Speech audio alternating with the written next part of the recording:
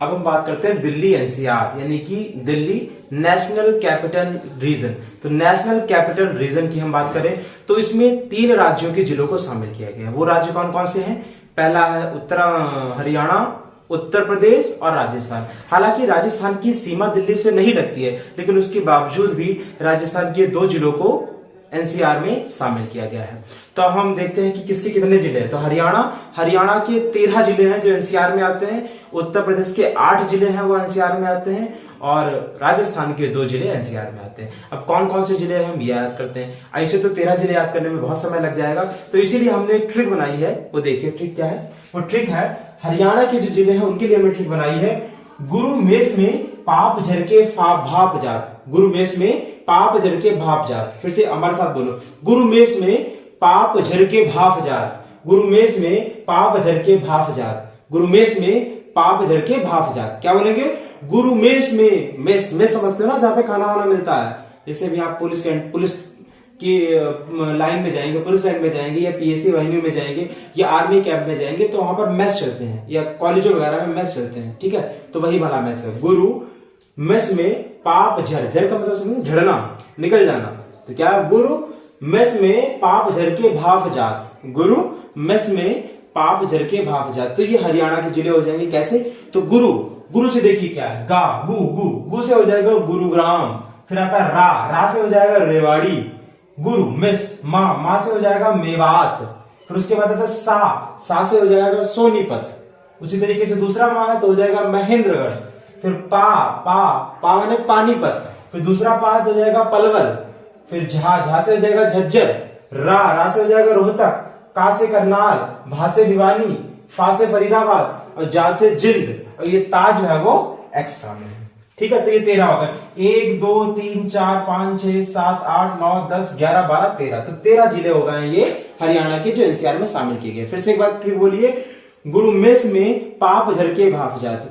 तो गु से गुरुग्राम हो जाएगा, रा से रेवाड़ी हो जाएगा, मे से ये मेवात हो जाएगा, सा से सोनीपत हो जाएगा। फिर अगले में से महेंद्रगढ़ हो जाएगा, पा से पानीपत हो जाएगा। फिर दूसरे पास से पलवल हो जाएगा, झा से झज्जर हो जाएगा, रा से रोहतक, का से करनाल, भा से भिवानी, फा से फरीदाबाद, जा से जिंद। ये होगा। ठीक है, अब दूसरे राज्य की बात करें तो दूसरा राज्य है हमारा उत्तर प्रदेश। उत्तर प्रदेश के 8 जिलों को दिल्ली एनसीआर में लिया गया। वो कौन कौन से जिले हैं उसके लिए हमने ट्रिक बनाई है। गंबा सा है, जिसने भोजपुरी में बोलते हैं काबा। जैसे भी गाना भी चला था यूपी में काबा, तो उसी हिसाब से यूपी में काबा गंबा। तो गंबा स्क्वायर सा है, गंबा स्क्वायर सा है। क्या हो जाएगा? गंबा। ये इसकी ट्रिक है, गंबा स्क्वायर सा है। तो गंबा जिनके ऊपर स्क्वायर लगा इसका मतलब है एक लेटर के 2 जिले हैं। जैसे गा के ऊपर स्क्वायर है, इसका मतलब है गा के 2 जिले हैं। पहला कौन सा हो जाएगा? गौतम बुद्ध नगर, जिसको नोएडा भी बोलते हैं, और दूसरा हो जाएगा गाजियाबाद। ठीक है, फिर मां के ऊपर स्क्वायर लगा तो यहां पर भी 2 जिले हो जाएंगे। पहला हो जाएगा मुजफ्फरनगर और दूसरा हो जाएगा मेरठ। फिर बा है, बा के ऊपर भी 2 लगे हैं, तो एक हो जाएगा बुलंदशहर, दूसरा हो जाएगा बागपत। फिर शाह से शामली और हा से हापुड़। तो कौन सी ट्रिक हो जाएगी? गमबा स्क्वायर सा है, गमबा स्क्वायर सा है, गमबा स्क्वायर सा है, गमबा स्क्वायर सा है, गमबा स्क्वायर सा है। गुरु मेष में पाप झर के भाप जात, गुरु मेष में पाप झर के भाप जात, गुरु मेष में पाप झर के भाप जात।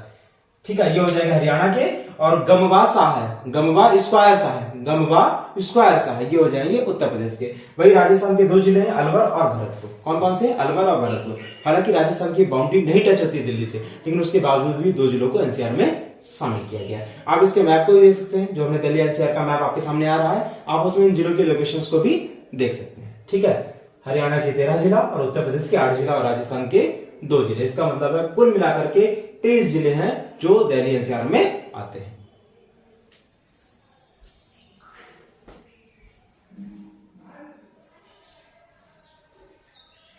अब देखिए, क्षेत्रफल की दृष्टि से अगर हम भारत के सबसे बड़े राज्यों की बात करें तो क्षेत्रफल की दृष्टि से भारत के सबसे बड़े राज्य हो जाएंगे। सबसे पहला राजस्थान, मध्य प्रदेश, महाराष्ट्र और उत्तर प्रदेश। ये 4 राज्य हैं क्षेत्रफल की दृष्टि में सबसे बड़े। फिर से बोलिए, राजस्थान, मध्य प्रदेश, महाराष्ट्र और उत्तर प्रदेश। राजस्थान, मध्य प्रदेश, महाराष्ट्र और उत्तर प्रदेश। राजस्थान, मध्य प्रदेश, महाराष्ट्र और उत्तर प्रदेश। आप मैप में देख सकते हैं, आराम से आपको दिख जाएगा। सबसे पहले राजस्थान सबसे बड़ा, उसके बाद मध्य प्रदेश, फिर महाराष्ट्र और उसके फिर महाराष्ट्र और उत्तर प्रदेश, ये 4 राज्य हैं। वही अगर हम सबसे छोटों की बात करें तो सबसे छोटे जो राज्य हैं वो है गोवा, सिक्किम और त्रिपुरा। जो आपको महाराष्ट्र और कर्नाटक की बाउंड्री पर जो दिख रहा है वो है गोवा, जो कि सबसे छोटा है। उसके बाद आपको भूटान, नेपाल और भूटान के बीच में जो दिख रहा है वो है सिक्किम, जो दूसरे नंबर पर आता है। फिर वही जो बांग्लादेश से 3 तरफ से घिरा हुआ है वो है त्रिपुरा, वो तीसरे नंबर पर आता है। ये सबसे छोटे राज्य हो जाएंगे।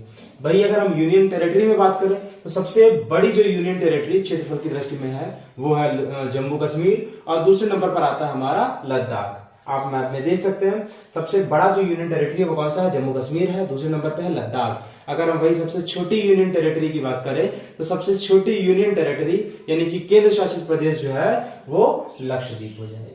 उसी के साथ सबसे बड़े जिलों की बात करें तो सबसे बड़े जिलों में सबसे बड़ा जिला जो है वो भारत का वो है कच्छ। कौन सा है, कच्छ। ये कच्छ कहां पर है, ये गुजरात में पड़ता है। ये दलदला क्षेत्र है, एक तरीके से देखा जाए तो ये दलदला क्षेत्र है, ठीक है। दूसरा आता है लेह। लेह कहां पर है, ये लद्दाख में है, ये दूसरा सबसे बड़ा जिला है। फिर जैसलमेर है, बाड़मेर है, बीकानेर है, ये 3 के तीनों राजस्थान में है, ठीक है। आप मैप में देख सकते हैं कि बाड़मेर कहां पर है, कच्छ कहां पर है, लेह कहां पर है और जैसलमेर कहां पे है, ठीक है। तो जो कच्छ है वो गुजरात में है, जो लेह है वो लद्दाख में है, जैसलमेर, बाड़मेर और बीकानेर ये सब के सब जो है वो राजस्थान के पश्चिमी जिले हैं जो थार मरुस्थल की तरफ दिखाई देते हैं। पांडिचेरी जो है वो एकमात्र ऐसा केंद्र शासित प्रदेश है जो करीब 4 राज्यों में फैला हुआ है, 3 राज्यों में फैला हुआ है। ये पांडिचेरी जो है वो 4 भागों में डिवाइड है। सबसे पहले हम देखते हैं पांडिचेरी का एक भाग जो है वो माही, दूसरा येलम, तीसरा कराईकल,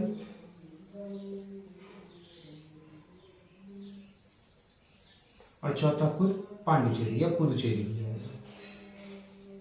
ठीक है। ये इन चारों को मिला करके एक यूनियन टेरिटरी बनती है और उस यूनियन टेरिटरी का नाम है पुदुचेरी या पांडिचेरी, ठीक। जिसमें ये माहे जो है ये केरला में है, यनम आंध्र प्रदेश में है, और कराईकल और पुदुचेरी ये दोनों के दोनों जो है वो तमिलनाडु में है, ठीक है। तो पुदुचेरी एकमात्र ऐसा केंद्र शासित प्रदेश है जो 3 राज्यों में फैला हुआ है, माही, यनम, कराईकल और पुदुचेरी। इसमें माही केरला में है, यनम आंध्र प्रदेश में है, और कराईकल और पुदुचेरी ये दोनों के दोनों तमिलनाडु में है, ठीक है। अब हमारे देश में कुछ ऐसी जगह थी जो कभी विदेशियों के अधीन रही थी। जैसे अगर हम बात करें गोवा हो गया है, दमन दीव हो गया है, उसी तरीके से पुदुचेरी हो गया है या चंद्रनगर हो गया है, कि कुछ फ्रांसीसी और तो कुछ पुर्तगालियों के अधीन रही हैं। कुछ तो ऐसे जगह हैं जो हमारा देश आजाद होने के बाद 1954 या 1961 के करीब में आजाद हुए, ठीक। तो उनके बारे में हम थोड़ा सा देखते हैं आज। अब हम थोड़ा सा कुछ उन राज्यों के बारे में जान लेते हैं या उन क्षेत्रों के बारे में जान लेते हैं जो स्वतंत्रता के समय पर भी कुछ विदेशी शासकों के अधीन थे। जैसे गोवा, भारत तो हमारा 1947 में आजाद हो गया, लेकिन गोवा या हमारा चंद्रनगर या पांडिचेरी ये कुछ ऐसी जगह थी जो भारत स्वतंत्र होने के बाद जो है वो स्वतंत्र हुए थे, ठीक है।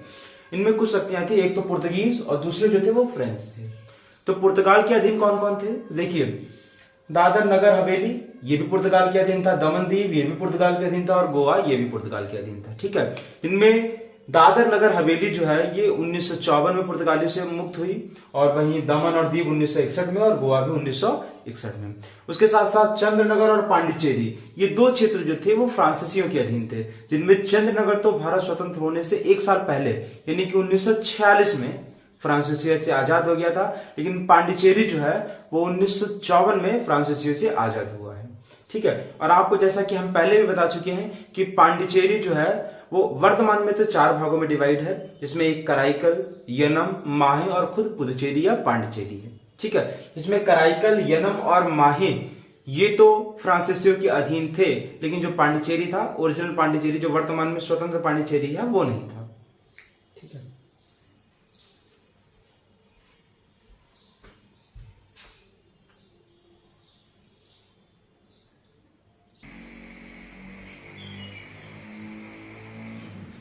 अब हम भारत की कुछ जो जलीय सीमाएं हैं उनके बारे में देख लेते हैं कि समुद्र तो बहुत बड़ा है, बहुत बड़े महासागर हैं, उन महासागरों में किसी देश का कितनी हद तक अधिकार होता है। ठीक है, तो जैसे कि हमने देखा है कि भारत का जो प्रायद्वीपीय भारत है उसका जो तल है वो एकदम कटा छटा इस तरीके का होगा। देखिए जैसा आप देख सकते हैं, अगर ये प्रायद्वीपीय भारत है तो प्रायद्वीपीय भारत का जो तट होगा वो एकदम सीधी रेखा में नहीं है, बिल्कुल कुछ कटा छटा है, इस तरीके से कटा छटा है कुछ ऐसे। ठीक है, तो जब ये कटा छटा है तो इससे अगर हम माप लेंगे तो भाई माप कहां से ली जाएगी, यहां से ली जाएगी कि यहां से ली जाएगी, हमको नहीं पता है।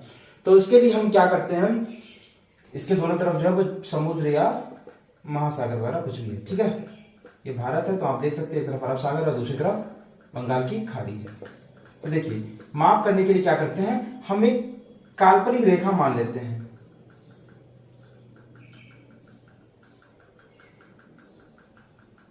ठीक है, इस तरह से हमने एक काल्पनिक रेखा मान ली है और ये रेखा हम बिल्कुल सीधी मानते हैं। अब यहीं से हम लोग समुद्र का मापन जो है वो प्रारंभ करेंगे। जैसे अगर हम बोलते हैं कि ये जो काल्पनिक रेखा खींची गई है, इस काल्पनिक रेखा को ही आधार रेखा बोला गया। क्या बोला जाता है, आधार रेखा बोला जाता है। और इस आधार रेखा के अंदर जो जल भरा हुआ है उस जल को बोलते हैं आंतरिक जल। कौन सा जल बोलते हैं, आंतरिक जल। और अगर अब हम यहां से किसी भी समुद्री सीमा को मापेंगे तो वो इस आधार रेखा को आधार मान करके ही मापा जाएगा। ठीक है, जैसा कि हम बोलते हैं कि अच्छा बताइए कि भारत की जो प्रादेशिक समुद्री सीमा है वो कितनी है, तो आप बताएंगे कि भारत की जो प्रादेशिक समुद्री सीमा है जिसको हम लोग क्षेत्रीय सागर सीमा भी बोलते हैं, ये आधार रेखा से 12 नॉटिकल माइल तक है।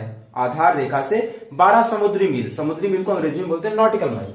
तो ये जो है आधार रेखा से अगर हम 12 नॉटिकल माइल आगे चलेंगे, 12 नॉटिकल माइल, तो यहां तक हो जाएगी हमारी ये प्रादेशिक समुद्री सीमा। ठीक है, और इस प्रादेशिक समुद्री सीमा में भारत का पूरा हक होता है। भारत जो चाहे वो करे, मछली पालन करे, साफ सफाई करे, जो चाहे वो करे, पूरे के पूरे अधिकार इस सीमा के अंतर्गत होते हैं। एक तरीके से ये 12 नॉटिकल माइल तक का पूरा जो समुद्र है, जो सागर है, वो भारत का है। भारत इसमें जो चाहे वो कर सकता है, जो भी उसके मन में है। ठीक है, वही अगर हम बात करें संलग्न क्षेत्र या अविच्छिन्न मंडल की, तो जब हम आधार रेखा से 24 नॉटिकल माइल आगे जाएंगे, इसका मतलब ये 12 निकाल दें, ये 12 निकाल दें, ये वाला 12 निकाल दें, जो प्रादेशिक समुद्री सीमा है, तो प्रादेशिक समुद्री सीमा से जब हम 12 नॉटिकल माइल आगे जाएंगे तो वो वाला क्षेत्र हमारा संलग्न क्षेत्र या अविच्छिन्न मंडल हो जाएगा। कौन सा हो जाएगा, संलग्न क्षेत्र या अविच्छिन्न मंडल हो जाएगा। ठीक है, इस क्षेत्र की साफ सफाई वाला जो काम होता है वो पूर्णतः किसको दिया गया है, भारत को दिया गया है। ठीक है, इस क्षेत्र में जो भी अधिकार दिए गए हैं हमको, वो वित्तीय संबंधी अधिकार दिए गए। इसका मतलब अगर कोई भी देश इस क्षेत्र में अपना जहाज लेकर के आएगा तो उसको भारत को सीमा शुल्क देना पड़ेगा। इसीलिए इस पूरे क्षेत्र की साफ सफाई की जिम्मेदारी भी भारत की है, तो वित्तीय अधिकार भी भारत को ही प्राप्त है। वही जब हम इस 12 नॉटिकल माइल को क्रॉस करके ये 12 नॉटिकल माइल और चले गए तो इसके आगे जो क्षेत्र स्टार्ट होगा उसको हम लोग अनन्य आर्थिक क्षेत्र कहते हैं। क्या कहते हैं, अनन्य आर्थिक क्षेत्र कहते हैं। और इसमें जो है भारत को वित्तीय अधिकार प्राप्त नहीं है। इस क्षेत्र में भारत को वैज्ञानिक अनुसंधान करने की पूर्णता छूट होती है। वो अपने कोई भी द्वीप, आर्टिफिशियल द्वीप वगैरह जो है वो बना सकता है। किस क्षेत्र में, अनन्य आर्थिक क्षेत्र में। ठीक है, और अनन्य आर्थिक क्षेत्र के आगे जैसे ही हम बढ़ेंगे तो हमको उच्च सागर मिलेगा और उस उच्च सागर में सभी देशों का समान अधिकार होता है। तो इस तरह से हमने प्रादेशिक समुद्री सीमाओं को 4 भागों में बांट लिया है। पहला जो है वो प्रादेशिक समुद्री सीमा है जिसको हम लोग क्षेत्रीय सागर भी बोलते हैं। ये आधार रेखा से 12 नॉटिकल माइल आगे तक का है और इस क्षेत्र में भारत या जो भी देश है वो कुछ भी कर सकता है, उसको सारे अधिकार प्राप्त हैं। वही हम जब इस 12 नॉटिकल माइल के आगे और 12 नॉटिकल माइल जाएंगे, यानी कि आधार रेखा से 24 नॉटिकल माइल तक का जो क्षेत्र होता है वो संलग्न क्षेत्र या अविच्छिन्न मंडल कहलाता है। क्या कहलाता है, संलग्न क्षेत्र या अविच्छिन्न मंडल कहलाता है। इस क्षेत्र में भारत को वित्तीय संबंधी पूरे अधिकार हैं, वित्त संबंधी पूरे अधिकार हैं। भारत को साफ सफाई करानी पड़ेगी, कोई भी अन्य देश का जहाज आएगा तो वो यहां पर आने पर भारत को सीमा शुल्क देगा, वित्तीय अधिकार प्राप्त है। वही जब हम इस 24 नॉटिकल माइल से और आगे जाएंगे करीब 200 नॉटिकल माइल तक, तो ये क्षेत्र कहलाता है अनन्य आर्थिक क्षेत्र।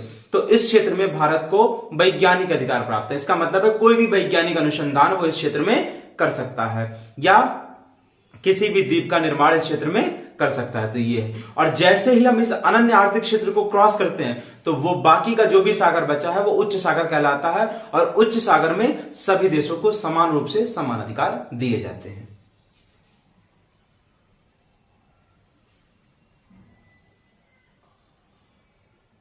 और एक समुद्री मील जो है वो बराबर होता है 1.8 मील के। जो हमारी सामान्य मील होती है वो सामान्य मील का जब 1.8 यूनिट मिलेगा तब जाकर के एक समुद्री मील बनाएगा।